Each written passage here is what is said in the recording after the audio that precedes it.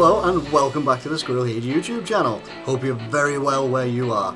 Now, what I'm going to try and do today is I'm going to do some Euro 2016 predictions, and I'm mainly going to do them today. I'm going to do them for Friday, so we're looking at tomorrow, and also looking at Saturday's fixtures as well. And we're going to try and keep them go along. I don't want to try and overload a video because there's a lot of information that I want to put in these anyway.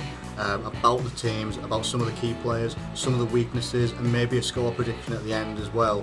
And then we can see how accurate that's going to be when the games actually kick off. I'm no football expert, but I do have an opinion, and I just want to share that with you. So we'll get straight into it, and what we're going to kick off with is we're kicking off with France versus Romania. Now, France, the host nation, who are going to be wanting to do their country proud after everything that they've been through in the last couple of months.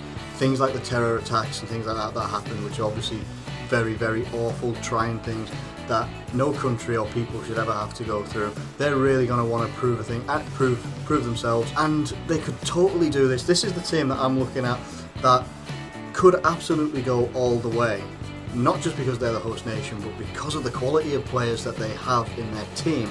And I'm going to go through some of those players for you right now. Starting with Dimitri Payet. Now, Dimitri Payet I didn't greatly know before he was at West Ham, but he's come to West Ham, slotted into that team. He's one of those players that's so rare that he can actually he's slotted into that team and delivered quality whenever he's on that pitch. And when I talk about quality with Payet, I don't just mean his free kicks, which he is probably one of the best free kick takers in the world right now.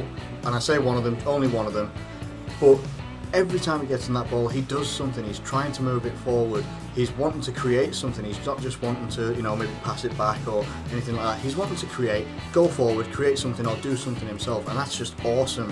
And that's going to be, and he may not even be one of the starting midfielders, which is crazy. When you look at the quality that they have, and I'm going to go through another one, which is N'Golo Kante, who has really come to the forefront with Leicester and their title win, because he is the engine room behind their team this year. He has been an absolutely unstoppable force, someone who just doesn't stop, keeps running, does all the hard work, and he does that alongside, he could do that alongside Matuidi.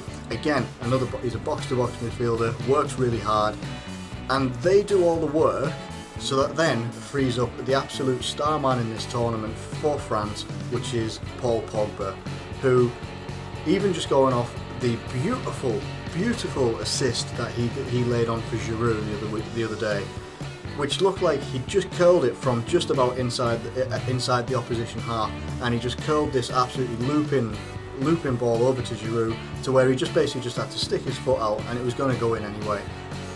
The man could really light up this tournament, and I think this is the time that he could do it. And let's not forget, Pogba's only 23, so I think he's 23 anyway, I'm not entirely sure, but he's very, very young.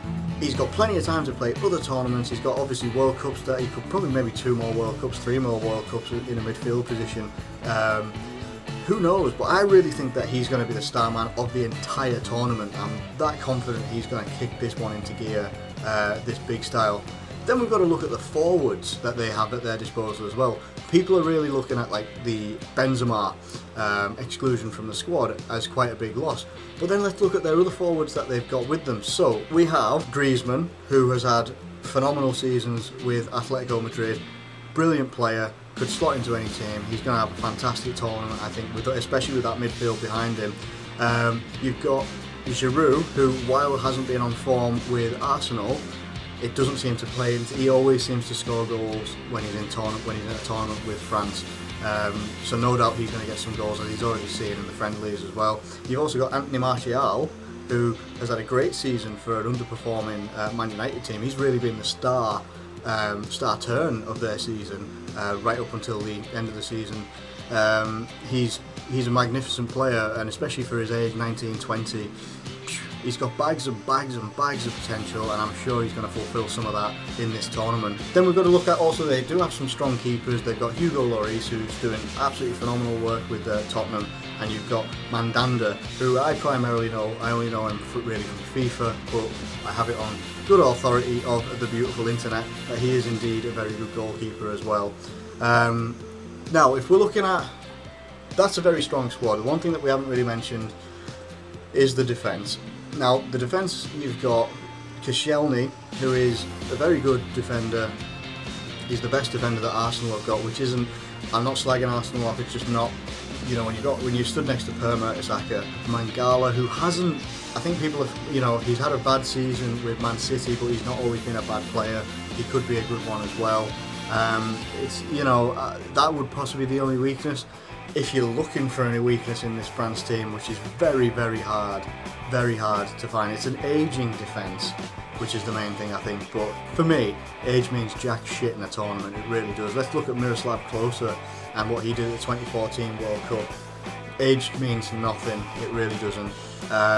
So I think France have got an astounding team. It's an unbelievable team who I think can go all the way. Moving on to Romania, who they are going to be playing. Romania, a team I don't know a great deal about, and I don't really know any of their players. When I've looked through the squad list and stuff like that, I don't know, none of the player names stand out, and that's not really an important thing when it comes to tournament football, because tournament football, there's always, you know, the big names are meant to come to the forefront and they're meant to really put performances in, but you don't have to be a star name to really put a good performance in, because it's all about the team. You can have a lot of individuals.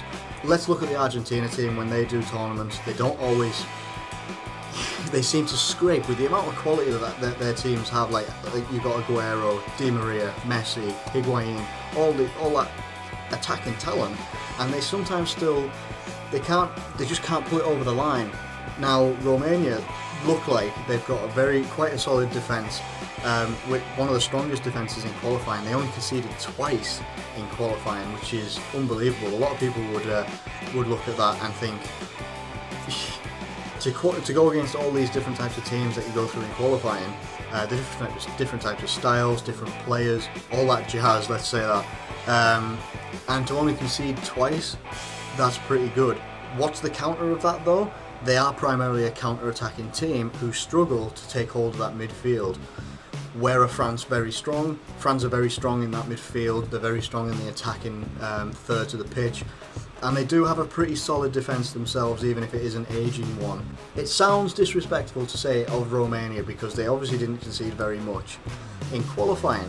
But I am looking at the talent that we have in the France team. If they all click, and they click big time in this tournament, I'm looking at a 3-0 win for France. So the next game that we're looking at here is Albania versus Switzerland, which throws up quite an interesting one, seeing as we have two players who are brothers that play for separate countries now. So we're looking at Taulant Xhaka and Granit Xhaka. Obviously we more prominently know Granit Xhaka over here now, obviously because he's signed for Arsenal for 30 million and he's got a very good reputation behind him. But over in Albania and over where he plays, he's got a very good reputation as well as someone who is pretty much adaptable to any scenario. He can play in defence and any part of defence, and he can also play in any part of the midfield as well, which is kind of unheard of these days. Everyone seems to have their specific areas that they play in, and that flexibility could come in very, very useful in a tournament situation where injuries could become quite prominent with the playing games on such frequent occasions. And it could be an interest, like the first game of the tournament and he's having to go up against his brother, but I think it'll just be like, they'll just be absolute professionals. They're not going to be looking to get out at each other or anything like that. I think it's just an interesting little story to go along with their game. Albania are another one that have a solid defence, but they do also combine that with high pressing to try and make the opponent make a lot of mistakes. Now, what they tend to do with their formations is they've been going, like when they're in attack, they're going as a 4-3-3. As soon as they lose the ball, they try and very quickly drop back into a 4-5-1 to take control of that midfield. And when they get the ball back, they spread back out into a 4-3-3, which could be very dangerous.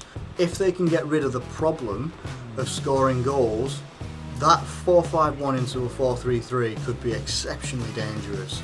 Unbelievably dangerous. But that is their main weakness that they do have, is that they are very weak at scoring goals. They can't create a lot of chances.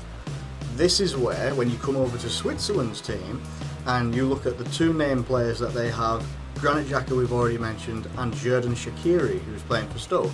The strongest area in their team is the midfield, and it's mainly predominantly because of those two people. And I say that most likely because a lot of people over here in the UK, like me, I don't know the rest of the team that's built around them. I've had a look at like the midfield, and the only two that stand out is those two. And I wouldn't really have known Granit Xhaka until about last year when he was linked with Arsenal originally, and I would not have known him, and it would have only been Shaqiri. Despite having those two players as part of their key components of their midfield, they do tend to struggle for goals. Like, they've been scraping wins, so I think they scraped a win over Moldova, they won 2-1, but they did then lose against Belgium 2-1, who Belgium a quality team, very, very quality team, but even they're scraping as well. But they do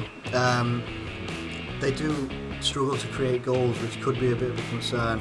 Maybe not in this match, but moving forward into other matches that they'll be playing. They do have good fullbacks, but they do have a slow defence overall with Giroud in their defence. Not the quickest defence, which if anybody can get behind the defence, it could be game over for them there. But they do have a good attacking talent that everybody seems to be picking up on, either because of video games or anything like that, which is Embolo, who could be a real danger. He is a dangerous centre forward. He's a young lad, he's only 19, and could make some damage in this tournament for sure. So prediction wise, what I've done for this one, it's quite difficult in my head. I've actually been looking at it quite a lot, looking at the two squads, and there's no real standout characters apart from the likes of Shaqiri and Granit Xhaka, and I've gone for a 2-1 win to Switzerland, and that is purely on the quality alone, I think, but I could be completely wrong on that, and Albania could put in one hell of a team performance, and they could turn that around. Now, onto the main games that I'm interested in. Obviously, as England are in Group B, it's Saturday, and it is the Group B games, and what we've got here, first off, is we've got Wales versus Slovakia. Now, Wales, when I'm looking at strengths of Wales, it's not too difficult to see that it's not the Welsh Pirlo, it's not the Silver Fox, Aaron Ramsey, it's not the injured Joe Ledley, Ashley Williams, yada yada. We're looking at Gareth Bale, who is in the exact same position that Ronaldo is with Portugal. He is the named player that Wales have and that Wales look to in tournaments. So when obviously they went through their qualifying games, Gareth Bale scored 7 of the goals and he assisted on 2, involved in overall quite a lot of the goals in general. You have to look at Gareth Bale as the strength of Wales, and the strength that tends to haul them through a lot of games. And I do think that he is going to be the danger man of Group B, not just in this game. I think of Group B, he's going to be the danger man that Wales are going to be looking to, obviously, but that other teams are going to be focusing their resources in defence and some of the midfield on closing him down and making sure he doesn't get as many chances as he'll be wanting. The only concern that you've got recently really is that they have been leaking a couple of goals, and I think they lost to the Ukraine, and most recently they lost 3-0 to Sweden. So let's look at the defence. You've got Williams, the captain, who is absolutely solid as hell. Then you've got the midfield, where you've got, I've already said his name, the Welsh Pirlo, Joe Allen. You've got Aaron Ramsey, who on his day can run a midfield very well. On an off day, could sink it like the Titanic. You've got Ledley, if he's fit, who is a hard-working midfielder as well. The only problem they've got up front, really, apart from Gareth Bale, depending on where he's going to play, is the experience and the quality levels of their strikers. And I'm not criticising them in that sense. It's just a lack of that higher level, higher league experience that they haven't really got in Sam Vokes and Robson Kanu. They're not necessarily prolific enough. That's why they tend to rely on Gareth Bale, get those opportunities to him, use his pace and his scary ability on the ball. That could be a bit of a weakness. In the later stages of the tournament, like after the groups, which I solidly see them going through. Whether they win the group, I don't know, not entirely sure. But I think that could come back to bite them if, say, for instance, you get an injury on Bale. What happens? And we'll never know until that happens.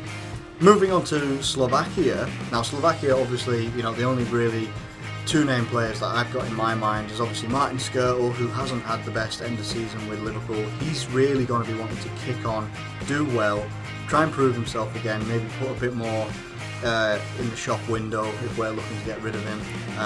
But this isn't a transfer video, so let's not focus on that. And then obviously Marek Hamšík, or Hamšík, whichever way you say it, who is without doubt their star man. He is their absolute focal point in their team, and a good strength of that, he is the strength of their team. He is a tireless worker in their midfield. He can create goals and he can score goals. The weakness of that, though, of their team, is their reliance on Hamšík, because that he seems to be their plan A. Let's work it through Hamšík, and we'll just try and get around anything that he can create. Fantastic. If he happens to have an off game, or he's marked out of a game, or whatever, that creativity is then lost, and everything could kind of fold. So I mean, it could be really 50-50. Like, it really depends on what team turns up around Hamšík, instead of, you know, because the team has to, even if he's out on having a very, very good game, the team still has to respond. And if he's having a bad game, the team has to respond as well. And if they don't, they will crumble in this group. Recently they have beaten Spain, but that doesn't seem to mean a lot now with the really iffy run that Spain are on. I do see this unfolding for Slovakia, but not in a massive capitulation style. I do see this as a 1-0 win to Wales, and that's all I can say about it really. I don't think it's going to be the most entertaining game. It's going to be a 1-0 Wales. Moving on to the final game of this episode of Euro predictions, and we're looking at England versus Russia, which could be a very interesting game on many different fronts. Starting off with England, let's look at the strength of the team. And I think the strength of the team comes in a few different areas. We've got a good blend of youth and experience. I don't want to say age, because age is negative. I think experience is the way forward, as well as combining the youth and the experience together. Obviously, you have the experience of Rooney. He played in so many different tournaments, played with Man United all over the world, played at the highest level. Then you've got the likes of Gary Cahill, you've got Joe Hart, you've got experience through the spine of that team, depending on how the team's going to set up. And I'm not even going to go into how this team's going to set up, because it could be done in so many different ways, and I just feel I'll be disappointed with the way it'll be set up in real life. Alongside that, you've obviously got Harry Kane, who can score goals for fun. You've got Jamie Vardy, who can score goals for fun if he's played in the right position. That goes for both of them. I do not want to be seeing Harry Kane on the wing nowhere. Get him up front, play the two of them together if you can, and it'll be absolute magic. And my other little star man that I'm looking for in this tournament, and I'm hoping he gets loads of game time, is Dele Alli, or Del Alli, whichever way you say it, because I think he is going to be a good linchpin in this team. He could be. He can be so creative. He can be so carefree. He's a bit like he's a bit like Rashford. He's got absolutely no fear at his age, and it's because of that you want to capture that in this type of tournament. It's not going to be like when Walcott came to a tournament and didn't have any effect on any of the games. This is going to be completely different.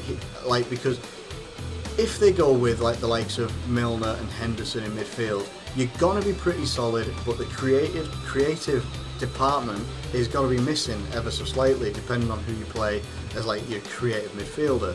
If you leave that to the likes of Lallana and Barkley with those two behind, it'll be okay, but I would rather see someone like Dele Alli take this tournament by storm and give him the opportunity to run that midfield, because he is solid in every department, defending in that midfield, creating, scoring goals. He can score some absolute bangers, as everybody who's watched the Premier League this season knows.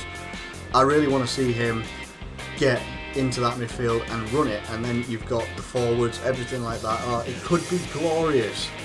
Now, Wayne Rooney I've picked as a wild card, only because which one is going to turn up? Is it going to be the Wayne Rooney that's got the bit between his teeth, and he's really going to hammer this tournament and provide for all the forwards and also cover the back. And this is me as if he was a midfielder, devil's advocate, if he was playing in midfield. Is he going to be that absolute midfield dynamo who can create but also spray some passes, control the midfield, set that tempo? Or is he going to be the one that's a bit lackadaisical, gets a bit lost in games? That's not the one that we need turning up. And if that does turn up, and that's your captain, who is going to be, in my opinion, he's going to be expected to start because he is the captain, and that's how Roy Hodgson loves it, then it could fall to pieces and the creativity might not be there, and you're going to be relying on the quality of Vardy and Kane and anybody else around the team. And I'm not slating Rooney, obviously, I'm not. If Rooney comes in absolute form, that man is a scary, that Wayne Rooney is scary as fuck. He is scary, no doubt. That's the one that I want to turn up. Taking out all of the allegiances with like football teams and all that sort of stuff, that's the one I want turning up. I really do. If it doesn't turn up, then why would he get in the starting 11? Anyway, fullbacks should be able to cope with everything from pace coming at them, which is going to be important in this game especially, as well as just general defending and even, you know, progressing the ball up the pitch. Looking at Nathaniel Klein, Bertrand, Kyle Walker, Danny Rose, those guys should be able to deal with all of that and then some. So I'm not really worried about that. The only thing that I would worry about, obviously, and I think a lot of people are going to be worried about it until the first game is over, is the defence and how it's going to line up. Chris Smalling is your most solid defender that we've got, I would say. Then you've got Gary Cahill. He is prone to some blunders sometimes. It depends who he's partnered with. And then you've got John Stones, who hasn't had the best season, but is that down to Martinez's type of coaching? Who knows? He might be in the England setup and he might turn up and be the defender from 2 years ago, 1 year ago even. You know, you've got Eric Dyer who can come into that place as well, but if he's going to play, I'd rather see him in midfield because I think he's been a midfield general for Tottenham this season. I think I would like to see Cahill and Smalling start, but I would like to see Stones come into the team as well and see what he's like again partnered either with. I'd rather see him partnered with Smalling because I would see if he gets the experience, that's going to be the future of your England team for a good couple of tournaments, I would say. Moving on to Russia, I've spent a lot of time on England there, but they are our nation, and I think that I should spend quite a bit of time on them. Looking at Russia, the strengths, now they have absolute speed on the flanks, and they've got a lot of options up front that are scoring goals as well and quite confident. They've got they're quite solid at the back. Midfield is okay. It's not the most creative and it's not the most prolific either. I think the main concern that you'd have with Russia coming into this tournament, and I did say earlier that friendlies don't really count for a lot, but they can go towards building some form, or, you know, like we haven't really done the best in ours. So what, I think we scraped the last 3 matches, each of them like 1-0. We had 1-0 against Portugal, and the other games before that were 2-1 each. You know, we did scrape through those games, and then maybe that was just down to a bit of experimentation on the manager's part. Russia haven't won the last 3 matches that they've played in, and they've not been they haven't been playing like world-beating teams, or European-beating teams, I should say, in this instance. So the only thing that does worry us sometimes is the pace that any team has, because if you centre that pace at that defence of ours, it isn't the fastest defence. You've got Chris Smalling, who's probably going to be holding that defence together, if I'm honest. Gary Cahill's got the experience, but he is prone to quite a few blunders. I think that could hinder us, especially with the pace they've got going forward. I don't know, it depends again what England team shows up. Who knows? We won't know until this first game is over. And at the end of this first game, I am going for quite a confident 3-1 victory for England. And I think that's going to put us in a very good, solid position in the tournament, in the group stage, so early on. And I do believe that's what we'll get. That's all I've got for now. I will be covering the other games as they come along. I just don't want to fit too much in a video, otherwise all of these videos are going to be like 20 plus minutes long, 25 minutes long, and some people might like that, but I do want to kind of regulate to around maybe 15, 18 minutes at some point, maybe a bit shorter when I stop rambling my head off. So if you've enjoyed the video, please drop a like on the video. Thanks for watching, subscribe if you're new around here, and I'll catch you later.